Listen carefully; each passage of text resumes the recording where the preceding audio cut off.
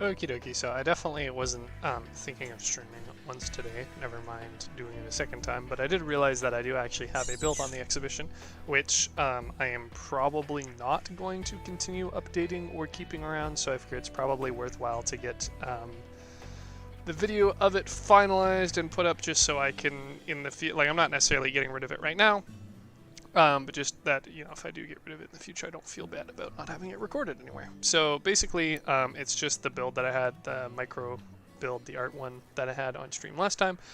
So I just did a few updates to it. So as noticeable, I ended up filling out the rest of the energy cost on the build with boosters, just because I felt like they fit, and I can obviously, or say they fit sort of this style without breaking up the shape of the vehicle too much. It wasn't like anything additionally bulky to the build. They're removable via these rifts rather than weapons, which in my eyes wouldn't make much sense to attach to them. And then I did also purchase and put in a hardcore engine, which you can see right there. So speaking of which, I have since gotten rid of all the items that I purchased explicitly to finish up the art on this build.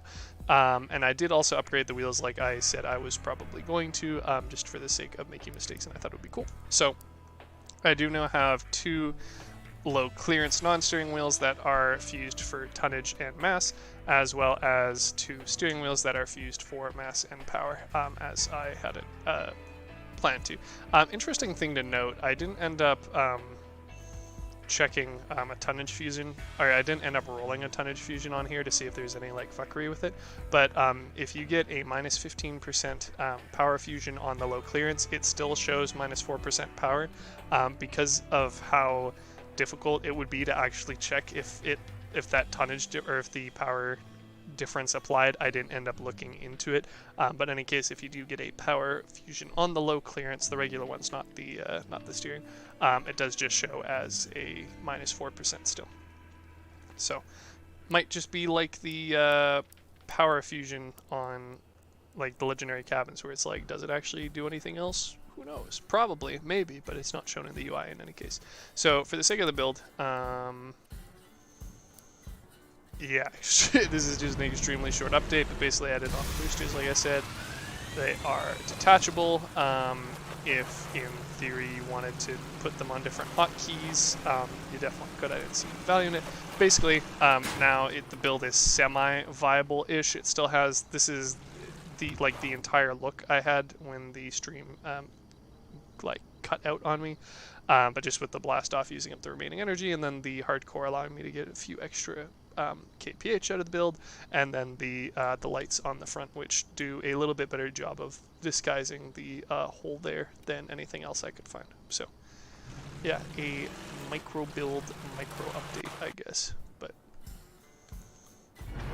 for anyone who didn't happen to see those or isn't going through the entire playlist and just saw this and it's like, wow, that's a nifty vehicle. Yeah, I'm definitely not anticipating it being useful, especially with using a single whirlwind and only having 600 health. You could probably seal club with this if you want to, because it's sub 4K. I don't know how successful you'd be with it. At least it would look good, I guess, although I suppose you could say hi to people on Bedlam. So you know what?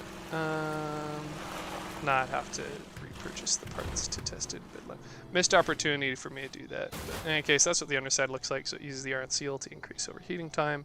It uses the I don't know what they're called, to be honest, the armrests, I think, from the Lunatics for the battle pass, again for the like underside there, and then we have the wheels attached via 2x4 frames, two 2x4 frames, and then just some graders to finish the shape overall underneath. And yeah, that's the build. So that is